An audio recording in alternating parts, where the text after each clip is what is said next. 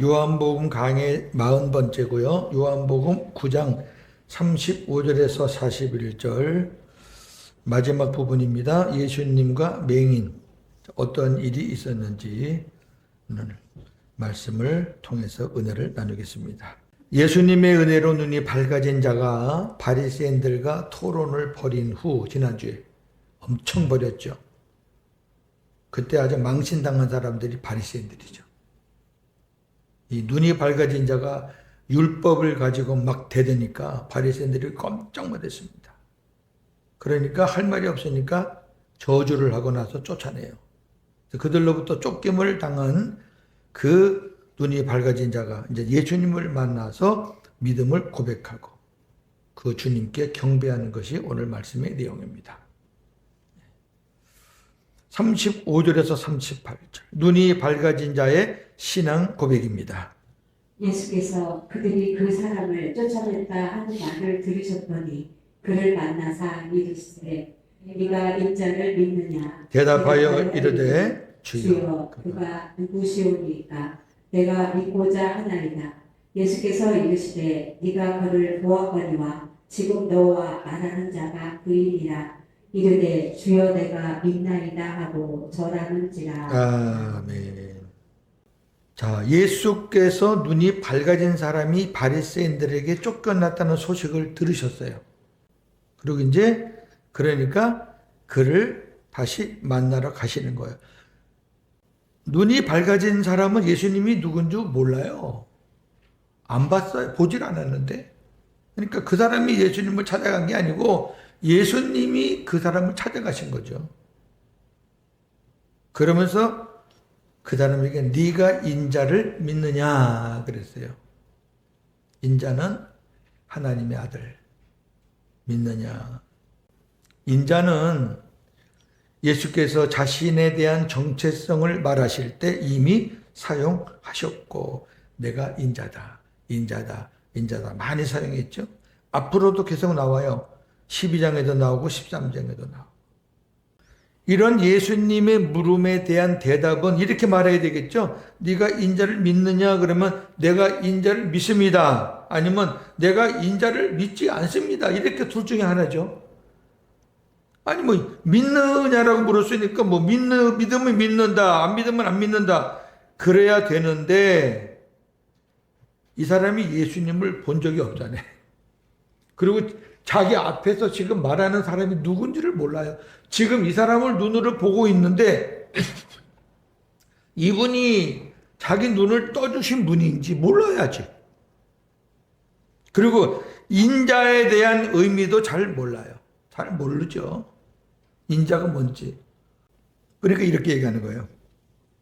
주여 인자가 누구신지는 모르겠지만 인자가 계시다면 내가 믿겠습니다. 인자가 누군지는 모르지만 인자는 분이 내 눈을 뜨게 해줬으니까 그분이 만약에 계시다면 내가 믿겠습니다. 멋있어요. 예수님이 뭐라 그래요? 예수님 말씀하시는 게 더 멋있지. 네가 그 사람을 지금 보고 있다. 야. 그리고 지금 너와 말하고 있는 내가 바로 그 인자다. 할렐루야. 너무 좋아, 너무 좋아. 이 말씀을 이렇게 타이핑하면서요. 주님을 만난 그 사람의 마음이 어땠을까? 고윤재 목사가 율법에 찌들려 있다가 복음을 통해서 주님을 만난 그 순간, 야, 세상을 다 얻은 것 같죠. 근데 이와 비슷한 사람이 또 한 사람이 있었어요. 요한복음 4장 25절에서 26절입니다. 여자가 이르되 메시아 곧 그리스도라 하느니가 오실 줄을 내가 아노니 그가 오시면 모든 것을 우리에게 알려주시리이다. 예수께서 이르시되 내게 말하는 내가 그라 하시니라. 아멘. 사마리아 여인 우리 배웠죠. 사마리아 여인이 메시아를 기다리는 여자예요. 그 여자는 창녀가 아니에요. 남편을 열어둔 거는 여자가 해퍼서 여자 둔 거 아니에요. 메시아를 맞이하고 그 대를 끊이지 않게 하기 위해서 나름대로 율법으로 열심히 살았던 여자고 그러고 아는 것도 많아요. 뭐 그리신 삶도 알고 예루살렘도 알고 뭐 성전도 알고 아는 게 많아요. 메시아를 기다리고 있다는 여자예요. 예수님과 대화 계속하고 나서 마지막 결론에 뭐라 그래요? 예수님이 네가 기다리는 그 메시아 그리스도가 바로 나다. 이야, 그 여자 반응이 어땠어요? 물동이를 내던지고 그냥 뛰어가서 그 예수님을 전했잖아요. 그게 진짜 보고 싶었던 사람 만났을 때, 여러분 정말 보고 싶은 사람 만나면 어때요? 어제 본 사람 오늘 보는 게 진짜 보고 싶은 건 아니고 몇십 년을 만났다든지.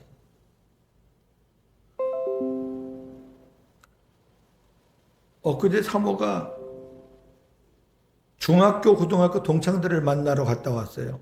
뭐 만나러 간다 그러길래 가라 그랬죠. 왜 시흥에서 만난다 그러니까. 그럼 벌써 중학교, 고등학교 졸업했으니까 벌써 30년, 40년 된 친구들 아닙니까? 제가 보진 않았어도 아마 서로 얼싸안고 춤췄을 것 같아요. 지금 이 맹인이었던 자가 눈이 밝아졌을 때의 그 기쁨으로 우리 주님을 대하는 그 마음, 메시아를 기다리던 여자가, 사마리아 여자가 자기 눈앞에 있는 사람이 그 메시아라는 말을 들었을 때 그 마음, 이걸 말로 어떻게 표현해요? 자, 그 다음이 중요한 거죠. 눈이 밝아진 사람은 예수님의 말씀을 듣자마자 주여 내가 믿습니다. 그리고 예수님 앞에 엎드려 절을 했어요. 이거는 주님께 자신의 믿음을 고백하고 예수님을 경배하는 거죠. 다 이런 건 아니에요. 문둥병 10사람을 예수님이 고쳐줬는데 그대로 해서 고쳐준 건 아니고 제사장에게 가서 보여라 그랬어요. 왜 그러냐면은 그 당시에는 나병 환자 들었다. 나병 환자에서 이제 깨끗함을 치료받았다라고 하는 선언을 누가 하냐? 제사장이 해요. 제사장이 깨끗하게 됐다 그래야 이제 자유예요. 그게 법이에요. 율법이에요. 제사장이 너 문둥병 들었다 그러면 이제 어디 격리시켜야 돼요. 이 문둥병자 10명이 예수님을 찾아온 거예요. 왜? 들리는 소문을 들어보니까 예수님에게 찾아가면 모든 병들이 나을 것 같아. 갔어요. 예수님이 제사장에게 가라. 그럼 제사장에게 가라는 거는 희망이 있는 거잖아요. 희망이. 그래서 갔죠. 가는 도중에 깨끗함을, 가는 도중에 막 몸이 변하는 거예요. 그리고 가서 제사장에게 치유했다고, 없어졌다는 판정을 받았겠죠. 그건 당연히 받아야 돼요. 그 중에 돌아와서 예수님 앞에 자기의 믿음을 고백하고 하나님, 주님 앞에 감사하고 영광 돌린 사람은 한 사람. 그래요. 복음의 은혜를 다 받았어도 진짜 그 은혜가 얼마나 크다는 것을 뼈 절절히 깨달은 사람은 끝까지 가요. 변함없이. 아무리 누가 때리고 어쩌고 해도 끝까지 가요. 그 은혜가 너무 크니까. 근데 이제 그 은혜를 크게 안 받아들이면 잘 가다가 그냥 무너지는 거죠. 자, 이제 큰 두 번째. 이제 예수님과 바리새인이 또 대화를 하게 됩니다. 39절에서 41절입니다. 예수께서 이르시되 내가 심판하러 이 세상에 왔으니 보지 못하는 자들은 보게 하고 보는 자들은 맹인이 되게 하려 함이라 하시니 바리새인 중에 예수와 함께 있던 자들이 이 말씀을 듣고 이르되 우리도 맹인인가? 예수께서 이르시되 너희가 맹인이 되었더라면 죄가 없으려니와 본다고 하니 너희 죄가 그대로 있느니라. 아멘. 예수님께서 눈이 밝아진 자에게 이렇게 말하는 거예요. 그 사람 혼자 있는 게 아니라 여러 사람이 같이 주변에 있겠죠. 내가 심판하러 이 세상에 왔다. 무슨 심판? 보지 못하는 자들은 보게 하고, 요거는 심판이 아니죠. 요건 구원이죠. 반면에 뒤에 나오는 보는 자들은 맹인이 되게 하려고 왔다. 요 뒷부분이 심판이에요. 요게 바리새인들에게 주는 말씀이에요. 책망하는 거고 경고하는 거예요. 자, 세 가지로 나눠서 보겠습니다. 내가 심판하기 위해서 이 세상에 왔다. 예수님이 이 말씀을 많이 하셨죠.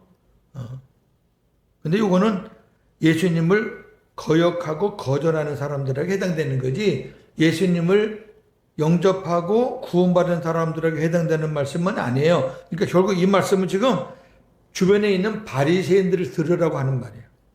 두 번째, 보지 못하는 자들을 보게 하기 위해서 왔다. 자기 스스로 못 보는 자들은 내가 영적인 눈을 뜨게 해 주시려고 왔다.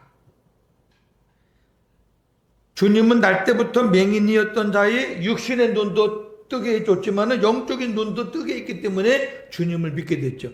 영적인 눈을 뜨게 안 했으면 주님 믿는 거는 상관이 없어요. 그냥 고맙습니다, 눈 뜨게 해주셔서 감사합니다 하고 가겠지. 그런 주님 앞에 주여, 주님을 믿습니다, 경배. 그러면 이 사람은 영적인 눈도 뜬 거죠.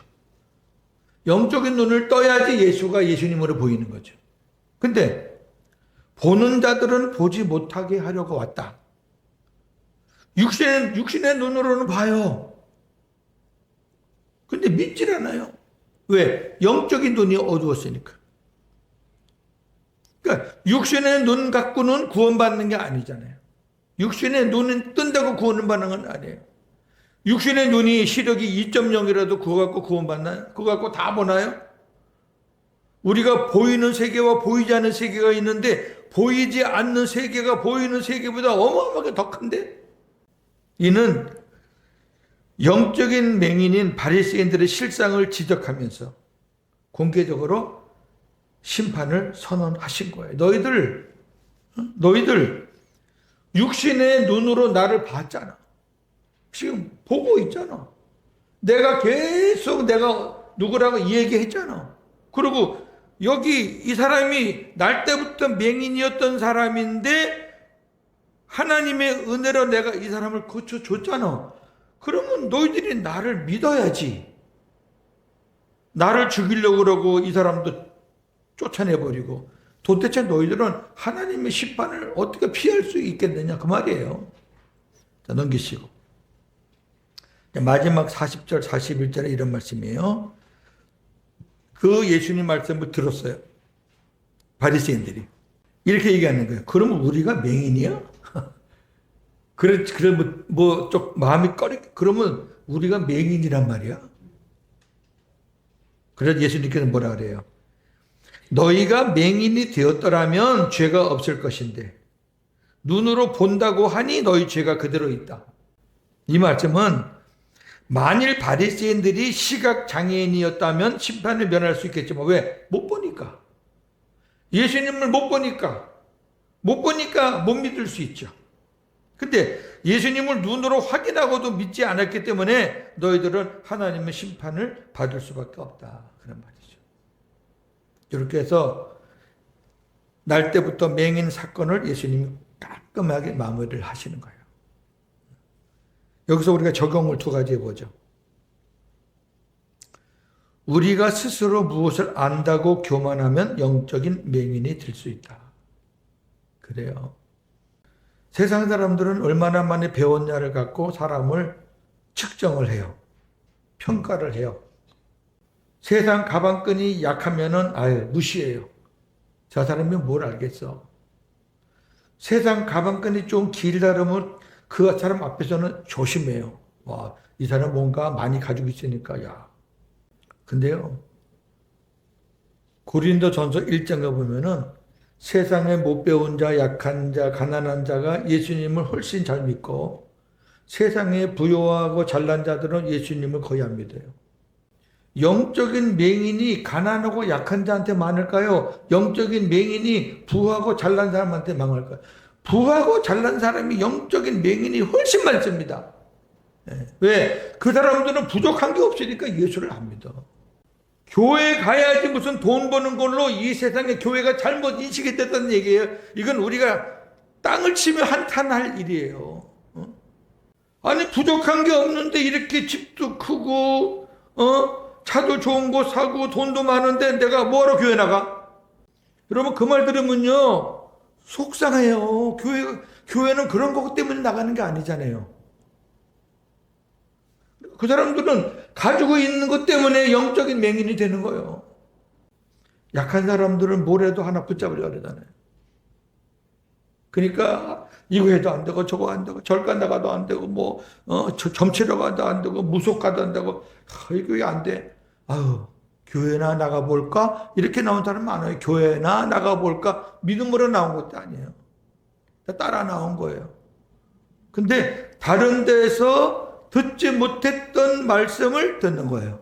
만약에 교회에서도 여러분 교회 나오면은 뭐 잘 되고 잘 살고 부자 되고 그런 말씀을 했다 그러면 그 사람이 역시 교회도 똑같네. 무당도 가면 다 그런 소리 하니까. 근데 교회 오니까 예수님 얘기하고 영생을 얘기하고 복음을 얘기하는데 그 예수님을 믿으면 우리 하나님 나라 이 땅의 얘기가 아니라 천국에 관한 얘기를 하니까 어디서 그런 말을 들어요? 교회밖에 없어요. 그러니까 강단에서는 계속 예수님을 전해야 돼. 여기서 무슨 돈 버는 법을 배우고 세상 잘 사는 법을 배우고. 두 번째 적용. 우리가 어떠한 안경을 쓰느냐에 따라 그대로 보입니다. 복음의 안경을 쓰면 성경이 복음으로 보여요. 율법의 안경을 쓰면 율법으로 보입니다. 주님의 사랑을 담고 사람을 보면은 사랑스럽게 보이고 사탄이 주는 미움을 갖고 사람을 보면 미웁게 보입니다. 환경은 똑같은데 내가 어떠한 관점을 갖고 보느냐예요. 제가 예수님을 만나기 전에는 만났다는 거는요, 지식으로 만나고 교리로 만나고 공부해서 만난 거는 제가 벌써 3, 40년 넘죠. 신학을 공부했으니까. 수도 없이 예수님을 만났죠. 근데 그거는 이론과 교리를 만났다 그 얘기예요. 이론과 교리를 만난 목사는 교인들한테 이론과 교리를 가르칠 수밖에 없죠. 왜? 그렇게 만났으니까. 근데 제가 10수년 전에 예수님을 인격적으로 진짜 만났단 말이에요. 교리로 만난 게 아니라 그 주님을 내 안에 모시고 그 주님을 보고 그 주님의 말씀을 듣는 그런 주님을 그런 만남으로 만났단 말이에요. 그러니까 저는 이제 그 말씀을 전하니까 그게 생명의 말씀이라니까. 그게 복음의 안경을 쓰고 사람을 보고 성경을 보고 말씀을 전하고. 여러분 이건 천지 차이입니다. 네? 어떤 사람이 되게 미흡게 보이죠? 제가 그 안경을 써서 그래. 저라고 없겠습니까? 잘 살다가 그냥 몇십 년 살다가 그냥 친구를 막 뒤통수를 쳐가지고 배신 때리는 친구들도 있고요. 진짜 보기 싫죠. 그래도 기도하면 하나님께서 또 기도하게 하시니까. 마칩니다. 요한복음 9장 전체를 마감하는 말씀입니다. 날 때부터 맹인된 사람에게는 예수님의 기적으로 말미암아 현재 볼 수 있게 된 것과 자기를 고쳐주신 예수님을 만났다는 체험만큼 확실한 것은 없습니다. 만나야 돼요. 직접 만나야 돼, 직접. 그래서 이 사람은 아주 확실하게 예수님께 믿음을 고백하고 예수님을 경배할 수 있었습니다. 그는 자체의 불이익을 당할지도 모르는 상황에서도. 왜? 예수님을 죽이려고 하는 판인데 까딱하면 자기도 죽죠. 그래도 자신의 믿음을 분명하게 증언했습니다. 죽으면 좋다는 거죠. 적용. 우리가 경험한 가장 큰 기적 두 가지입니다. 죄인인 나를 찾아오신 주님을 만난 것이고, 두 번째, 그 주님이 현재 나의 왕으로 머리로 주인으로 나와 함께 계신다는 것입니다. 이보다 큰 기적은 없습니다. 저한테 100번, 1000번 물어봐도 저는 이 대답밖에 못합니다. 이보다 더 큰 기적은 없습니다. 그렇다면 저와 여러분은 예수 그리스도를 나의 구주라고 어디서든지 상황 따라서 말고 어디서든지 당당히 고백하고 그 주님을 증언하는 삶을 살아야 할 것입니다. 이렇게 사는 것이 당연한 거잖아요. 마지막 시간에 우리에게 도전을 주는 사람이 누구예요? 맹인이었던 자가 예수님의 은혜로 고침을 받고 예수님을 만난 다음에 생명을 걸고 많은 바리새인들 앞에서 예수님을 구주로 고백하고 예수님 앞에 엎드려 절했다는 것은 그 사람은 자기의 생명을 건 행위라 그 말이에요. 연말연시입니다. 한 해가 지나가고 한 해를 맞이하는 주간입니다. 복음으로 승리하시는 저와 여러분 되기를 주님의 이름으로 축원합니다.